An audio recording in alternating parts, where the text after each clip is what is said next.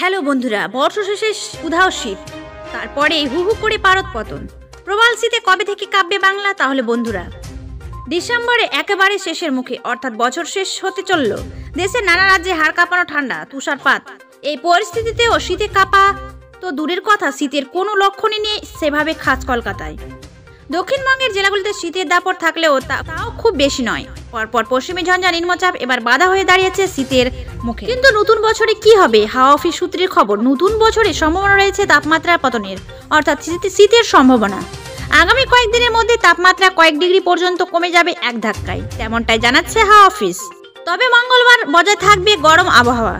তবে গরম ভাব বজায় থাকলেও মঙ্গলবার দক্ষিণবঙ্গের বর্ধমান, মুর্শিদাবাদ বৃষ্টির সম্ভাবনা রয়েছে। বাকি জেলা শুষ্ক থাকবে বলে জানিয়েছে হাওয়া অফিস।